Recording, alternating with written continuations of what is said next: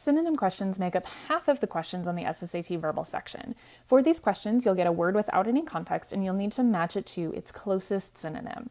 There are two main strategies we can use when improving these questions. The first one is to memorize vocab words and word roots. This is obviously going to help you by increasing the number of words you know and the ways you can break words down into parts for any words you don't know. Our second strategy is when you are taking the test and you come to a new question, don't look at the answer choices first. Instead, after you read the word in the question, come up with your own synonym to that word, then use that synonym to help choose the best answer choice. Let's take a look at an example question to try out these strategies. For our first word, we have the word desiccate, which my synonym for that would be to dry out. Often a context I think of this is roadkill, getting dry and crunchy on the side of the road. So now I'm going to match this to the answer choices. A, inventive, definitely doesn't match. B, dehydrate, could match dry out. C, invigorate, it's basically the opposite. D, deteriorate. If I hadn't come up with my synonym of dry out, I might have been tempted to choose deteriorate, especially, as I mentioned, given that roadkill context. However, it's actually not the closest word to desiccate, so I'm going to eliminate that. And then E, unworthy, also not related. So that leaves us with the word B, dehydrate. So let's try out another example with the word anachronistic. So if you're not sure what this means, this is a great one to try using word roots to break it down. If I look at the root chron, I maybe think of chronology and know that this one means time. And then if I look at the word or the root ana, this means back or against. You can even think about the word analogy and where you're comparing two words against each other. And that might give you a clue to that one. So let's go ahead and see which words here have to do with back or against time. So temperate does not. That would be more with temperature. B, entertaining does not. C, vivid does not. Appropriate could if we didn't have the ana root, right? If it was something that was appropriate or fitting for a time, but because we have that against, we know that's probably not going to be our best fit. And we're left with E, incongruous.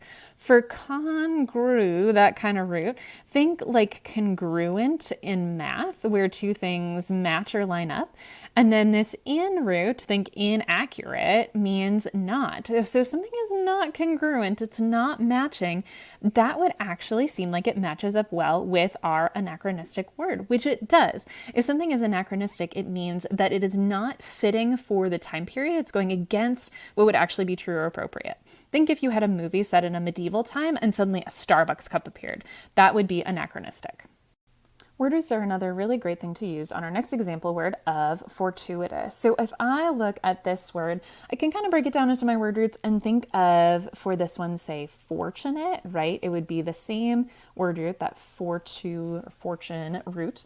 And my synonym for fortuitous would be either something that is lucky, or it could also be accidental. It doesn't necessarily always have that really positive connotation. So if I go through my answer choices using that lucky or accidental synonym, A, pleasant, well, that could kind of match up with lucky, but it doesn't have that chance sort of meaning.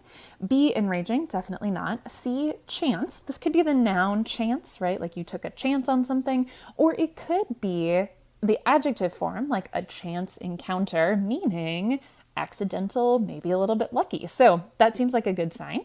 D, unfortunate. Well, that doesn't really have anything to do with that luck piece. And then E, ghostly, probably not. So that leaves our best synonym as C, chance.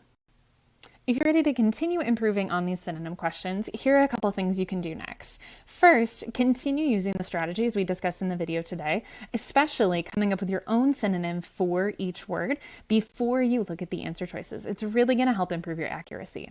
You can also make sure that you're studying word roots. This is going to help you whenever you don't know a word, so you can break down a word into its parts and maybe come up with a more accurate answer. There are many different resources online to give you lists of word roots to study. We'll include some of our favorites in the description of the video. You can also memorize new words. This is obviously going to help. The more words you know, the more synonym questions you'll be able to answer correctly. Again, there are tons of resources online. Two of our favorites are Essential Vocabulary and 504 Words for the SSAT. We'll link those in the description as well. Now, finally, if you're just realizing you're finding so many synonyms where you don't know what the word means, we've got some help for that as well. We've recorded another video with synonyms when you don't know the words and strategies to help you out, so watch that next if you're ready to improve on those questions.